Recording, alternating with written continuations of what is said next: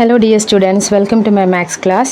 Okay, so ഇന്നത്തെ വീഡിയോയിൽ നമ്മൾ ഇൻക്ലൂഡ് ചെയ്യുന്നത് LPP പ്രോബ്ലത്തിൻ്റെ ഫോർമുലേഷൻ ആണ്. ഈ കണ്ടന്റ് വരുന്നത് നമ്മുടെ ഡിഗ്രി സ്റ്റുഡൻസിന് വേണ്ടിയിട്ടാണ് കേട്ടോ. Degree PG students, BVOC, BBA, BCom, MBA സ്റ്റുഡൻസിന് വേണ്ടിയിട്ടാണ്. മാനേജ്മെൻറ്റ് സയൻസിലെ ഒരു ഇമ്പോർട്ടൻറ്റ് ടോപ്പിക്കാണ് OR. അതിലൊരു കണ്ടന്റ് ആണ് LPP. സോ അപ്പോൾ ഒരു LPP പ്രോബ്ലം തന്നാൽ അതിനെ എങ്ങനെ ഫോർമുലേറ്റ് ചെയ്യാം എന്നുള്ളത് നമുക്ക് നോക്കാം. സോ അപ്പോൾ നമുക്ക് നേരെ പ്രോബ്ലത്തിലോട്ട് പോകാം അല്ലേ. Okay, this problem is also a production problem. So, for question namukku read cheyam. A company manufactures two products X and Y which require the following resources. The resources are the capacities, machines M1, M2 and M3. And the available capacities are 50, 25 and 15 hours respectively in the planning period. Product X requires 1 hour of machine M2 and 1 hour of machine M3. Product Y requires 2 hours of machine M1, 2 hours of machine M2 and 1 hour of machine M3. The profit contribution of products X and Y are ₹5 and ₹4 respectively. Problem പറയുന്നത് ഇങ്ങനെയാണ്. ഒരു manufacturing company രണ്ട് products produce ചെയ്യുന്നുണ്ട്, product എക്സും product വൈയും. ഇത് 3 machines വെച്ചിട്ടാണ് produce ചെയ്യുന്നത്, M1, M2, M3. ഇനി ഈ മൂന്ന് മെഷീൻസിൻ്റെയും മാക്സിമം അവൈലബിലിറ്റി ഇൻ അവേഴ്സ് ഇവിടെ കൊടുത്തിട്ടുണ്ട്. മെഷീൻ M1ൻ്റെ മാക്സിമം അവൈലബിൾ കപ്പാസിറ്റി എന്ന് പറയുന്നത് 50 അവേഴ്സാണ്. മെഷീൻ M2ൻ്റെ 25 അവേഴ്സും മെഷീൻ M3യുടെ 15 അവേഴ്സുമാണ് മാക്സിമം അവൈലബിൾ അവേഴ്സ് എന്ന് പറയുന്നത്. ഇനി പ്രോഡക്റ്റ് എക്സിൻ്റെ പ്രൊഡക്ഷന് വേണ്ടിയിട്ട് മെഷീൻ M2ൻ്റെ 1 അവറും മെഷീൻ M3 1 അവറും യൂസ് ചെയ്യുന്നുണ്ട്.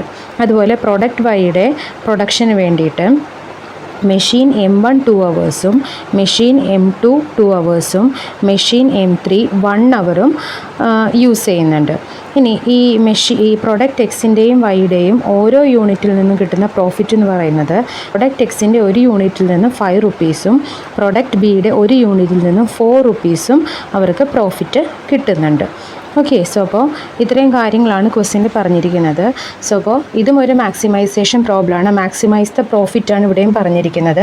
പ്രോഫിറ്റ് മാക്സിമൈസ് ചെയ്യാനായിട്ട് പ്രൊഡക്റ്റ് എക്സിൻ്റെയും പ്രൊഡക്റ്റ് വൈയുടെയും എത്ര യൂണിറ്റ്സ് വെച്ചിട്ട് നമ്മൾ പ്രൊഡ്യൂസ് ചെയ്യണം. സോ അപ്പോൾ ആദ്യം നമുക്ക് ഇതിൻ്റെ ടേബിൾ കൺസ്ട്രക്റ്റ് ചെയ്യാം.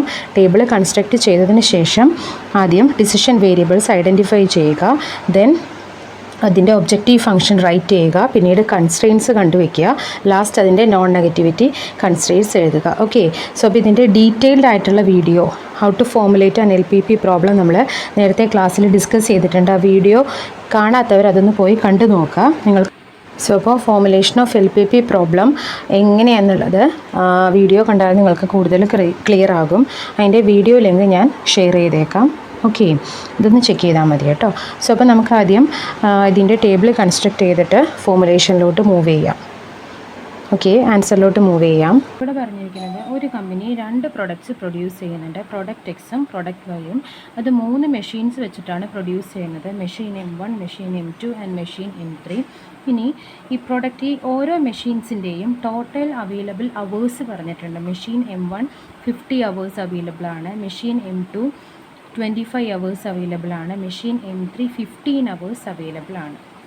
അതുപോലെ തന്നെ ഈ 2 പ്രോഡക്ട്സിൻ്റെയും ഓരോ യൂണിറ്റിൻ്റെ പ്രൊഡക്ഷന് വേണ്ടിയിട്ട് ഈ 3 മെഷീൻസും എത്ര ടൈം യൂസ് ചെയ്യുന്നുണ്ട്, അതാണ് ഈ 2 കോളത്തിലായിട്ട് കൊടുത്തിരിക്കുന്നത്. അപ്പോൾ പ്രൊഡക്റ്റ് എക്സിൻ്റെ ഒരു യൂണിറ്റ് പ്രൊഡ്യൂസ് ചെയ്യാനായിട്ട് മെഷീൻ M1 യൂസ് ചെയ്യുന്നതായിട്ട് നമ്മൾ വേർഡ് പ്രോബ്ലത്തിൽ പറഞ്ഞിട്ടില്ല. സോ അപ്പോൾ അതുകൊണ്ട് ഞാനിവിടെ 0 എന്ന് എടുത്തു. അതായത് മെഷീൻ M1 യൂസ് ചെയ്യുന്നില്ല, അതായത് 0 അവേഴ്സാണ് പ്രൊഡക്റ്റ് എക്സിൻ്റെ പ്രൊഡക്ഷന് വേണ്ടിയിട്ട് മെഷീൻ M1 യൂസ് ചെയ്യുന്നത്.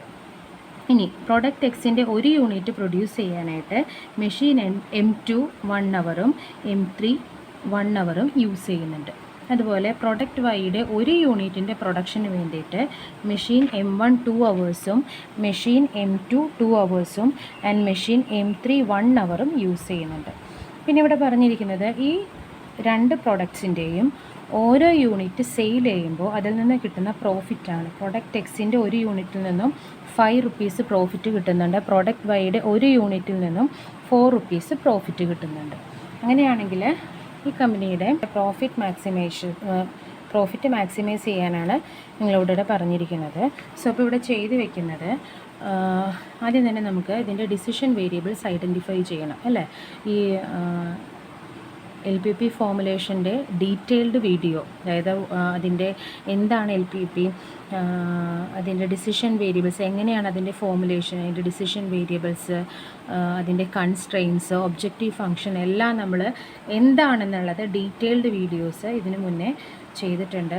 ഇത് കാണാത്തവർ വീഡിയോ ഒന്ന് പോയിട്ട് കാണുക കേട്ടോ. അതിൻ്റെ ലിങ്ക് ഞാനിവിടെ ഷെയർ ചെയ്തേക്കാം. സോ അപ്പോൾ ഫസ്റ്റ് തന്നെ ഒരു LPP ഫോമുലേഷന് വേണ്ടിയിട്ട് ആദ്യം അതിൻ്റെ ഡിസിഷൻ വേരിയബിൾസ് ഐഡൻറ്റിഫൈ ചെയ്യുക. സോ ഹിയർ ഇവിടെ നമുക്ക് നിങ്ങളോട് പറഞ്ഞിരിക്കുന്നത് പ്രോഫിറ്റ് മാക്സിമൈസ് ചെയ്യാനാണ് പറഞ്ഞിരിക്കുന്നത്. പ്രോഫിറ്റ് മാക്സിമൈസ് ചെയ്യാന്ന് പറഞ്ഞിട്ടുണ്ടെങ്കിൽ 2 പ്രൊഡക്ട്സാണ് ഇവിടെ പ്രൊഡ്യൂസ് ചെയ്യുന്നത്. സോ അപ്പോൾ X എന്ന് പറയുന്ന പ്രൊഡക്റ്റിൻ്റെ ഒരു യൂണിറ്റിൽ നിന്നും 5 റുപ്പീസും Y എന്ന് പറയുന്ന പ്രൊഡക്റ്റിൻ്റെ ഒരു യൂണിറ്റിൽ നിന്നും 4 റുപ്പീസും അവർക്ക് പ്രോഫിറ്റ് കിട്ടുന്നുണ്ട്. അങ്ങനെയാണെങ്കിൽ എത്ര യൂണിറ്റ്സ് ഓഫ് എക്സും എത്ര യൂണിറ്റ്സ് ഓഫ് വൈയും പ്രൊഡ്യൂസ് ചെയ്താൽ അവരുടെ പ്രോഫിറ്റ് മാക്സിമൈസ് ചെയ്യാം, ഇതല്ല ചോദിച്ചിരിക്കുന്നത്. സോ അപ്പോൾ ഇവിടെ അസംഷനായിട്ട് എടുത്തിരിക്കുന്നത് എങ്ങനെയാണ്, ഡിസിഷൻ വേരിയബിൾസ് എന്ന് പറയുന്നത് number of units of product X produce, X എന്ന് പറയുന്ന പ്രോഡക്റ്റിൻ്റെ എക്സ് യൂണിറ്റ്സ് പ്രൊഡ്യൂസ് ചെയ്യുന്നുണ്ട്. അതുപോലെ തന്നെ വൈ എന്ന് പറയുന്ന പ്രോഡക്റ്റിൻ്റെ വൈ യൂണിറ്റ്സ് പ്രൊഡ്യൂസ് ചെയ്യുന്നുണ്ട്. So here we choose X as the number of units of product X produced and Y equal to number of units of product Y produced. Concept clear ആണല്ലോ. ഇനി ഇതിൻ്റെ objective function എന്താണ്, maximisation problem ആണുള്ളത്. ഇപ്പോൾ maximise Z equal to പ്രോഫിറ്റാണ് maximise ചെയ്യുന്നത്. അപ്പോൾ X എന്ന് പറയുന്ന പ്രൊഡക്റ്റിൻ്റെ എക്സ് യൂണിറ്റ്സ് ഞാൻ പ്രൊഡ്യൂസ് ചെയ്യുന്നുണ്ട്, വൈ എന്ന് പറയുന്ന പ്രൊഡക്റ്റിൻ്റെ വൈ യൂണിറ്റ്സും പ്രൊഡ്യൂസ് ചെയ്യുന്നുണ്ട്. ഈ എക്സ് എന്ന് പറയുന്ന ഒരു യൂണിറ്റിൽ നിന്നും 5 റുപ്പീസും വൈ എന്ന് പറയുന്ന പ്രൊഡക്റ്റിൻ്റെ ഒരു യൂണിറ്റിൽ നിന്നും 4 റുപ്പീസും നമുക്ക് പ്രോഫിറ്റ് കിട്ടുന്നുണ്ടെങ്കിൽ അതിൻ്റെ പ്രോഫിറ്റ് നമുക്കപ്പോൾ എങ്ങനെ എഴുതാം, 5 into X plus 4 into Y. ഇതായിരിക്കും ഇവിടുത്തെ ഒബ്ജക്റ്റീവ് ഫംഗ്ഷൻ വരുന്നത്. Maximise Z equal to 5x plus 4y subject to the constraints ആണ് ഇവിടെ ഈ 3 റോയിൽ കൊടുത്തിരിക്കുന്നത് കേട്ടോ. അതായത് ഈ പറഞ്ഞ 2 പ്രൊഡക്ട്സിൻ്റെയും പ്രൊഡക്ഷന് വേണ്ടിയിട്ട് 3 മെഷീൻസ് അവർ യൂസ് ചെയ്യുന്നുണ്ട്. ഈ 3 മെഷീൻസും എത്ര അവേഴ്സ് ഓരോ പ്രൊഡക്റ്റിൻ്റെയും പ്രൊഡക്ഷന് വേണ്ടി യൂസ് ചെയ്യുന്നുണ്ട്, അതിൻ്റെ ടോട്ടൽ അവൈലബിലിറ്റി, മാക്സിമം അവൈലബിൾ അവർ കൂടിയാണ് പറഞ്ഞിരിക്കുന്നത്. സോ അപ്പോൾ ഇവിടെ നമുക്ക് കൺസ്ട്രെയിൻസ് എങ്ങനെ എഴുതാം, 0 into X plus 2 into Y, 0 into X plus 2 into Y less than or equal to 50. Maximum ഉള്ളൂ, അറ്റ്മോസ്റ്റ് 50 അവേഴ്സ് വരെ നമുക്ക് യൂസ് ചെയ്യാമെന്ന് പറയുന്നത്. അപ്പോൾ less than or equal to 50. അടുത്തത് 1 into X plus 2 into Y less than or equal to 25. 1 into X plus 1 into Y less than or equal to 15 where X Y greater than or equal to 0. ഇതാണ് ലാസ്റ്റത്തെ non negativity restrictions എന്ന് പറയുന്നത്. കാരണം ഇവിടെ നിങ്ങൾ എടുത്തിരിക്കുന്ന എക്സും Y എന്ന് പറയുന്നത് കൗണ്ടാണ്. ഓക്കെ, എക്സ് എന്ന് പറയുന്ന പ്രൊഡക്റ്റിൻ്റെ ഇത്ര യൂണിറ്റ് ഞാൻ പ്രൊഡ്യൂസ് ചെയ്യുന്നുണ്ട്, അതുപോലെ വൈ എന്ന് പറയുന്ന പ്രൊഡക്റ്റിൻ്റെ എത്ര യൂണിറ്റ് ഞാൻ പ്രൊഡ്യൂസ് ചെയ്യുന്നുണ്ട്. അതൊരിക്കലും അതൊരിക്കലും നെഗറ്റീവ് ആവില്ല, എപ്പോഴും പോസിറ്റീവ് ആവത്തുള്ളൂ. സോ അപ്പോൾ അതുകൊണ്ട് ലാസ്റ്റ് നിങ്ങളുടെ കൺസ്ട്രെയിൻസ് ആയിട്ട് എടുക്കേണ്ടത് നോൺ നെഗറ്റിവിറ്റി കൺസ്ട്രെയിൻസ് ആണ്, X Y greater than or equal to 0.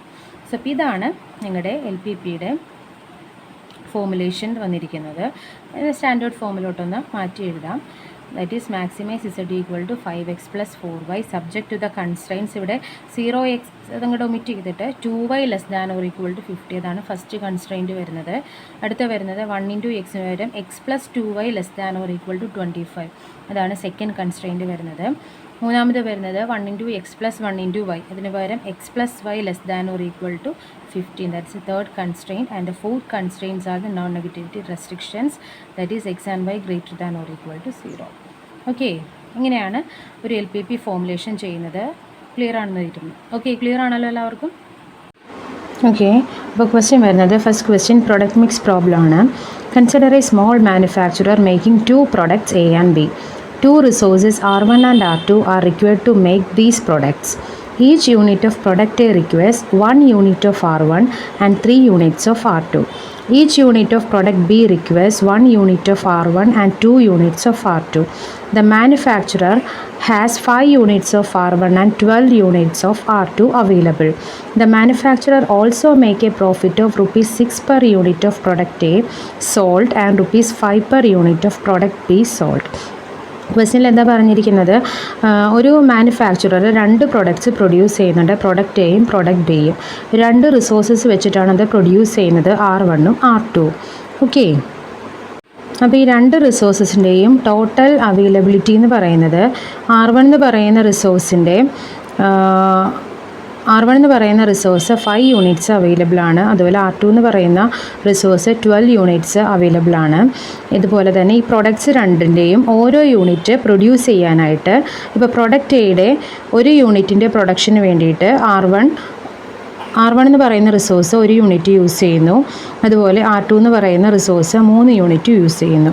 ഇതുപോലെ പ്രോഡക്റ്റ് ബിയുടെ 1 യൂണിറ്റ് പ്രൊഡ്യൂസ് ചെയ്യാനായിട്ട് R1 എന്ന് പറയുന്ന റിസോഴ്സ് 1 യൂണിറ്റും R2 എന്ന് പറയുന്ന റിസോഴ്സ് 2 യൂണിറ്റും യൂസ് ചെയ്യുന്നുണ്ട്. ഇനി ഈ പ്രോഡക്റ്റ് എയുടെ 1 യൂണിറ്റ് സെയിൽ ചെയ്യുമ്പോൾ അതിൽ നിന്ന് കിട്ടുന്ന പ്രോഫിറ്റ് 6 റുപ്പീസും പ്രോഡക്റ്റ് ബിയുടെ 1 യൂണിറ്റ് സെയിൽ ചെയ്യുമ്പോൾ അതിൽ നിന്ന് കിട്ടുന്ന പ്രോഫിറ്റ് 5 റുപ്പീസും. സോ അങ്ങനെയെങ്കിൽ ആ മാനുഫാക്ചററിൻ്റെ പ്രോഫിറ്റ് മാക്സിമൈസ് ചെയ്യാനായിട്ട് എത്ര യൂണിറ്റ്സ് ഓഫ് എ പ്രൊഡ്യൂസ് ചെയ്യണം, അതുപോലെ എത്ര units of product B produce ചെയ്യണം, ഇതാണ് നമ്മളോട് ചോദിച്ചിരിക്കുന്നത്. സോ അപ്പോൾ ക്വസ്റ്റ്യൻ മാക്സിമൈസിങ് ദ പ്രോഫിറ്റാണ്, മാക്സിമൈസേഷൻ പ്രോബ്ലമാണ് ഇവിടെ ചോദിച്ചിരിക്കുന്നത്. അപ്പോൾ ക്വസ്റ്റ്യൻ നിങ്ങൾക്ക് ക്ലിയർ ആണല്ലോ. ഇനി നമുക്ക് അതിൻ്റെ ടേബിൾ ആദ്യം കൺസ്ട്രക്റ്റ് ചെയ്യാം. ടേബിൾ കൺസ്ട്രക്റ്റ് ചെയ്തതിന് ശേഷം അതിൻ്റെ ആൻസറിലോട്ട് മൂവ് ചെയ്യാം. ടേബിൾ വരുന്നത് കണ്ടോ, ഇവിടെ 2 പ്രൊഡക്ട്സാണ് നമ്മൾ പ്രൊഡ്യൂസ് ചെയ്യുന്നത്, പ്രൊഡക്റ്റ് എയും പ്രൊഡക്റ്റ് ബിയും. 2 പ്രൊഡക്ട്സിൻ്റെയും പ്രൊഡക്ഷന് വേണ്ടിയിട്ട് 2 റിസോഴ്സസ് നമ്മൾ യൂസ് ചെയ്യുന്നുണ്ട്, R1ഉം R2ഉം. ഓക്കെ, R1ഉം R2ഉം. ഈ R1ൻ്റെയും R2ൻ്റെയും മാക്സിമം അവൈലബിൾ അവർ എന്ന് പറയുന്നത് 5ഉം 12ഉമാണ്. ഓക്കെ, ഇവിടെ യൂണിറ്റ്സിലാണ് തന്നിരിക്കുന്നത്, അവേഴ്സിലല്ല. മാക്സിമം അവൈലബിൾ യൂണിറ്റ്സ് 5ഉം 12ഉമാണ്.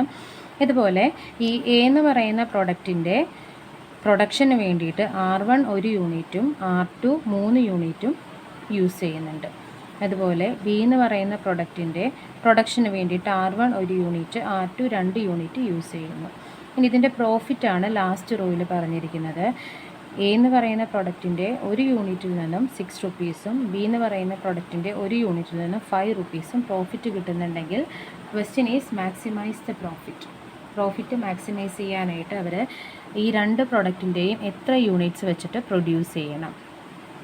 ഓക്കെ, സോ അപ്പോൾ ഇതാണ് നമ്മുടെ ക്വസ്റ്റ്യൻ എന്ന് പറയുന്ന LPP പ്രോബ്ലം. ഇനി നമുക്ക് ഫോമുലേറ്റ് ചെയ്യാം. അപ്പോൾ ഞാൻ പറഞ്ഞു, ഫോമുലേറ്റ് ചെയ്യാനുള്ള first step identify it's decision variables. So അപ്പോൾ ഇവിടുത്തെ ഡിസിഷൻ വേരിയബിൾസ് എന്തായിട്ടായിരിക്കും നമുക്ക് എടുക്കേണ്ടത്? 2 പ്രൊഡക്ട്സാണല്ലോ പ്രൊഡ്യൂസ് ചെയ്യുന്നത്, അതിൻ്റെ എത്ര യൂണിറ്റ്സ് വെച്ചിട്ട് പ്രൊഡ്യൂസ് ചെയ്യുന്നുണ്ട്, അതായിരിക്കണം ഡിസിഷൻ വേരിയബിൾസ്. സോ അപ്പോൾ തൊട്ട് മുന്നേ ചെയ്ത ക്വസ്റ്റ്യൻസിലെ പോലെ നമുക്ക് എടുക്കാം.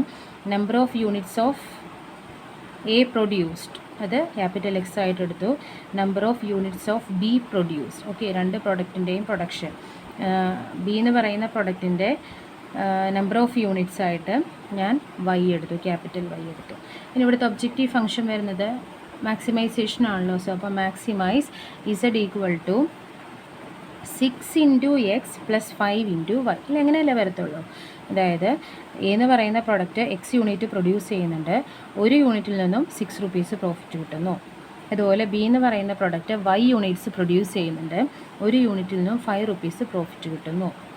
ഓക്കെ, സോ അപ്പോൾ അതിൻ്റെ പ്രോഫിറ്റ് ഇക്വാളിറ്റി എന്ന് പറയുന്നത് 6X + 5Y subject to the constraints. ഇവിടുത്തെ കൺസ്ട്രെയിൻസ് എങ്ങനെയായിരിക്കും വരുന്നത്? ഓരോ റോസും തമ്മിൽ ഇക്വേറ്റ് ചെയ്യുക. അതായത് R1 എന്ന് പറയുന്ന റിസോഴ്സസ് യൂസ് ചെയ്ത് പ്രൊഡക്റ്റ് എയും പ്രൊഡക്റ്റ് ബിയും പ്രൊഡ്യൂസ് ചെയ്യുന്നുണ്ട്, അതിൻ്റെ മാക്സിമം അവൈലബിൾ യൂണിറ്റ് 5 ആണ്. സോ അപ്പോൾ നമുക്ക് ഇതെങ്ങനെ എഴുതാം? 1 × X + 1 × Y <= 5. അതാണ് ഫസ്റ്റ് കൺസ്ട്രെയിൻറ്റ് വരുന്നത്. സെക്കൻഡ് കൺസ്ട്രെയിൻറ്റ് വരുന്നത് 3 × X + 2 × Y <= 12. മൂന്നാമത് വരുന്ന കൺസ്ട്രെയിൻറ്റ് എന്ന് പറയുന്നത് നോൺ നെഗറ്റിവിറ്റി റെസ്ട്രിക്ഷൻ ആണ്. എക്സും വൈയും നമ്പർ ഓഫ് യൂണിറ്റ്സ് ആണ്, അത് എപ്പോഴും പോസിറ്റീവ് ആയിരിക്കും. So XY > 0. സോ അപ്പോൾ അതിൻ്റെ സ്റ്റാൻഡേർഡ് ഫോം ഇതൊന്ന് കറക്റ്റായിട്ട് താഴോട്ട് ഇറക്കി എഴുതാം. This is a formulation of this LPP problem. That is maximise Z equal to 6X + 5Y subject to the constraints X + Y <= 5, 3X + 2Y <= 12, and finally XY > 0. Clear? So അപ്പോൾ ഇന്നത്തെ വീഡിയോയിൽ ഈ 2 പ്രോബ്ലംസാണ് നമ്മൾ ഇൻക്ലൂഡ് ചെയ്തത്. കൂടുതൽ പ്രോബ്ലംസ് ആയിട്ട് നമുക്ക് നെക്സ്റ്റ് വീഡിയോയിൽ മീറ്റ് ചെയ്യാം. ടോപ്പിക്ക് എല്ലാവർക്കും ക്ലിയർ ആണെന്ന് കരുതുന്നു. എന്തെങ്കിലും ഡൗട്ട്സ് വരുന്നെങ്കിൽ നിങ്ങളത് കമൻറ്റ് ബോക്സിൽ മെൻഷൻ ചെയ്യാം കേട്ടോ. അപ്പോൾ താങ്ക് യു.